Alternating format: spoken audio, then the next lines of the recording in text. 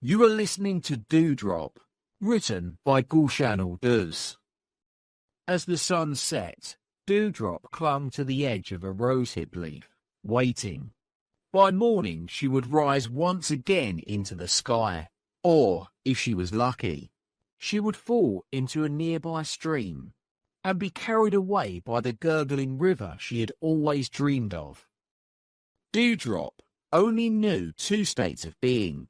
Either she floated light as a feather in the sky, or she grew heavy as a stone and landed on trees, leaves, and grass.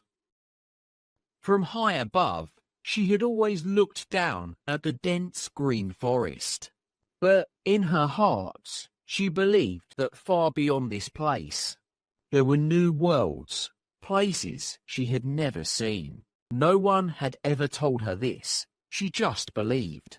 That day, the sun had lifted Dewdrop into the sky, warming her with its golden embrace. She loved the gentle heat. Floating in the sky felt light and free, as if she were a bird. But then the sun descended, the air grew cold, and she became heavy again.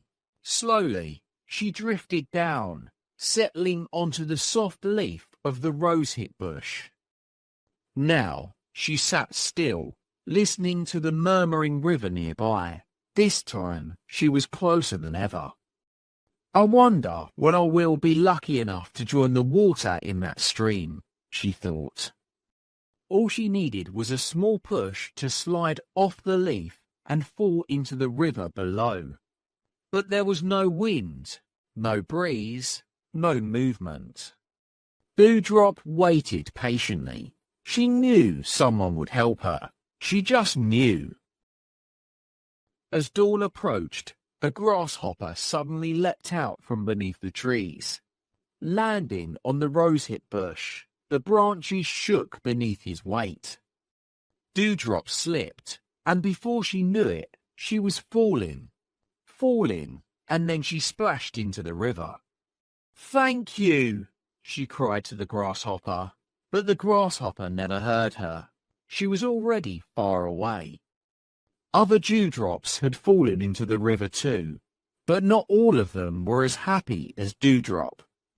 Some longed to return to the sky, where they could float as vapour, and then rest comfortably on leaves and branches.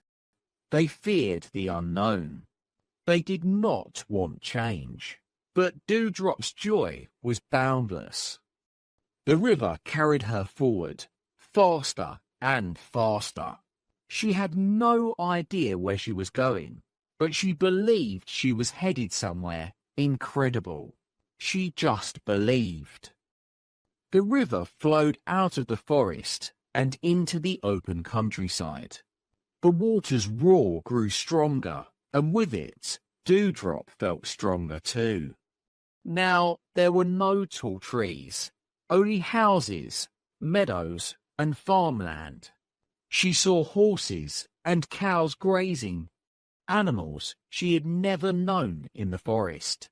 For a moment, fear crept into her heart. Would the sun lift her away again? Would she evaporate before she could see more? She clung tightly to the other water droplets, holding on with all her might. Then, a boy knelt by the river, cupping his hands into the water. Dewdrop felt herself being lifted, brought closer to his mouth. The boy's decision was firm. He would drink this water. Panic surged through Dewdrop. But just then, the sun came to her rescue. It flashed across her tiny surface, sending a brilliant glimmer into the boy's eyes. For a brief moment, he hesitated, just long enough for Dewdrop to slip from his hands, and tumble back into the river. "Thank you," she cried happily to the sun, and the sun, shining above, seemed to smile.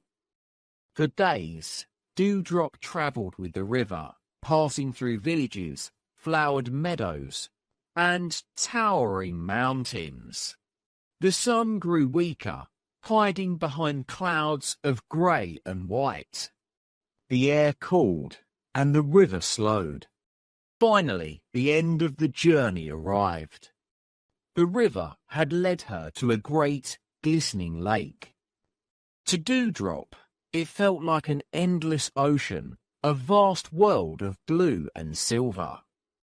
Beneath the surface, she saw fish, underwater creatures, and dancing algae. It is like another world, she thought. She explored the lake's depths, but soon she longed to return to the surface. As she rose higher and higher, a strange sensation crept over her. It was freezing. She felt lighter, but different. Something was changing.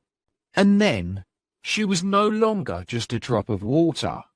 Dewdrop transformed, her tiny body stretching and shifting into a delicate, intricate snow crystal.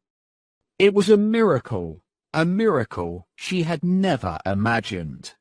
A miracle she had always longed for, without even knowing it. She studied herself in wonder, gazing at the delicate, perfect patterns that had formed across her new shape. It was worth it, she thought. It was worth leaving the forest, worth travelling so far, just to become something so beautiful. And as she drifted gently across the frozen lake, she smiled to herself, because she knew this was not the end of miracles. She just believed.